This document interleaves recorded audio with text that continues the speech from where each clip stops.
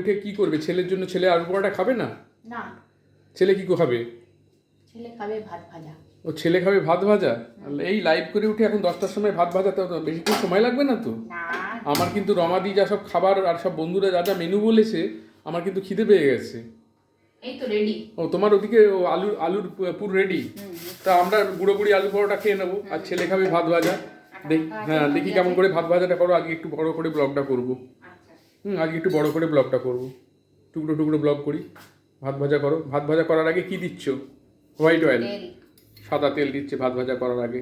ছেলে ভাত ভাজা খাবে, আলুর পরোটা খাবে না। ছেলে একটু হেলথ কনসাস। আচ্ছা, একটু চলছে, একটু আওয়াজটা একটু প্রবলেম হতে পারে, কারণ এখানে আমাদের কুচিনা চলছে। তো না, বন্ধ করো না, একটা ধোঁয়া হবে। আমি জোরেই কথা বলছি একটু। ভাত ভাজা হচ্ছে ছেলের জন্যে। আচ্ছা, জিরে ফোড়ন দিয়ে দিচ্ছে। ভাত ভাজা হচ্ছে, জিরে ফোড়ন দিয়ে চলে যাচ্ছে ছেলের জন্য। এখন এই রাত 10টা 15 সময় আবার ভাত ভাজা হচ্ছে। পেঁয়াজ কুচো চলে গেল। এবার ডিমটা মনে হচ্ছে ফাটিয়ে নেবে। না, ও, আর কাঁচা লঙ্কা চলে গেল। পেঁয়াজ কাঁচা লঙ্কা। পেঁয়াজ কাঁচা লঙ্কা চলে গেল।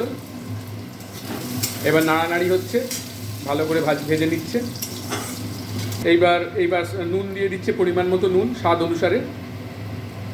রেসিপি হচ্ছে ভাত ভাজা। দিলাম। রাত 10টা 15 শুরু করলো। আমরা খাবো আলু পরোটা। আলু করবো? ওখানে আলুর পুর করা আছে, ছেলে খাবে না। হঠাৎ ছেলে সকালে খেয়েছে। হ্যাঁ, ছেলে সকালে আলু পরোটা খেয়েছে, তাই এখন ভাত ভাজা হচ্ছে। এবার ডিমটা ফাটিয়ে দিয়ে দিল। পেঁয়াজগুলোকে একটু সাইডে সরিয়ে ডিমটা দিয়ে দিল। এবার ডিমের মধ্যে একটু হালকা সল্ট দিয়ে দিল, নুন। এবার ডিমটাকে ভুজিয়া করে দিচ্ছে, মানে কেটে দিচ্ছে একদম। পেঁয়াজের সঙ্গে মিশিয়ে দিল ডিমটা। এবার ভাতগুলো মনে হয় ঢেলে দেবে। আর কিছু লাগবে না, এই হয়ে গেল। এবার নাড়া। না, একটু মিষ্টি দেবো। ও একটু মিষ্টি দেবে, আর ম্যাজিক মশলা আর একটু ম্যাজিক মশলা দেবে। ভাত ভাজা রেডি। বাহ, খুব তাড়াতাড়ি হয়ে গেল তো। আর আমাদের ভাত ভাজার হয়ে যাওয়ার পর আমাদের এখানে আলু পুর করা আছে। আমাদের স্বামী স্ত্রী আলু পরোটা খাবো। এখানে ভাতটা ভাজা হচ্ছে। আর একটু নুন দিয়ে দিল, মনে হলো নুনটা একটু কম, আর ভাতে নুনটা দিলে ভাতটা মিশে যাবে ভালোভাবে। আবার একটু একটু চিনি দিয়ে দিচ্ছে স্বাদ অনুসারে।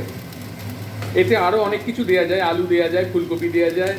হ্যাঁ, এতে অনেক কিছু দেওয়া যায়। তো এখন বিনস, চটজলদি গাজর। হঠাৎ ছেলে বলেছে বিনস, গাজর। হ্যাঁ, এতে হঠাৎ ছেলে বলেছে সব কিছু ভেজে নিয়ে এর সাথে মিশিয়ে দাও।